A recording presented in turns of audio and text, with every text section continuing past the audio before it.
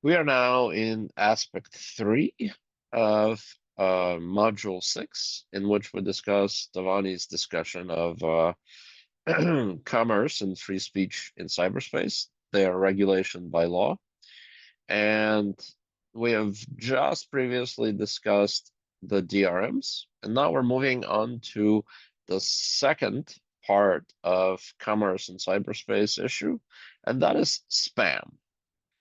We're going to also introduce the notions of free speech with regard to spam and utilitarian and Kantian analysis.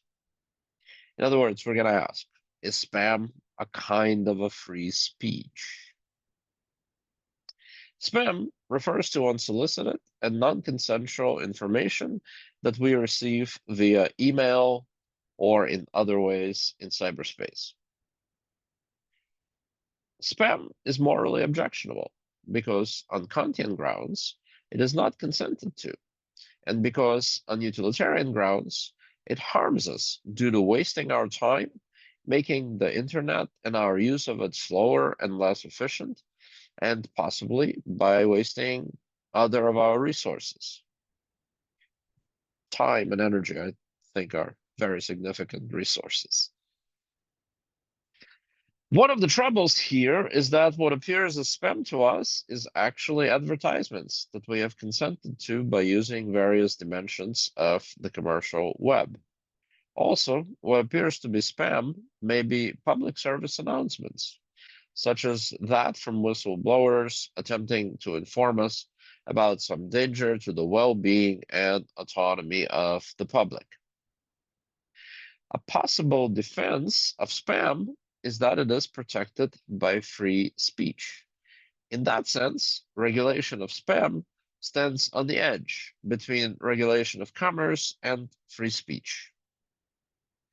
Some laws prohibiting sending unsolicited pornography and marketing have been passed, but the issue here is the same as usual. The senders are often abroad in countries that are not affected by US laws. In his discussion of spam, Tavani has made use of an opportunity to deepen our understanding of Kant's philosophy of autonomy.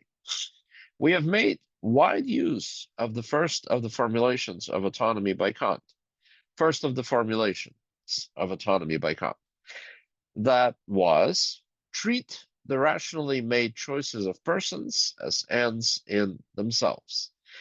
The unsolicited and not consented to nature of spam clearly violates that principle. But there is also a second formulation of autonomy by Kant, or second formulation of respect for autonomy by Kant. Choose to do only those actions which you can will for all rational beings to do, thus making these principles into universal laws. One more time. Choose to do only those actions which you can will for all rational beings to do, thus making these principles into universal laws.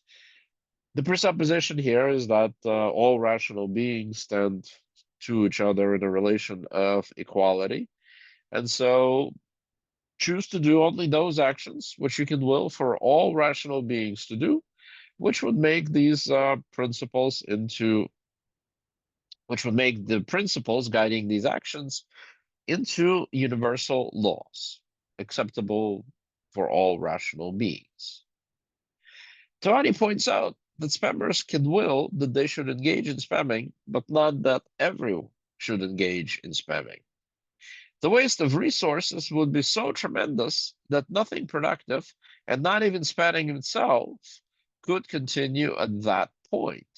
Let us contrast spamming to not spamming. If no one is spammed, computing and everything else can go on just fine. If everyone spams, computing and everything else would be hindered to the point of being irrational, and no one could exercise their autonomy with regard to computing. A clearer, although computing unrelated, example of this comes to light if we consider truth telling. If no one lies, everyone's autonomous choices can be executed. If everyone lies, anyone's autonomous choices would be in great jeopardy.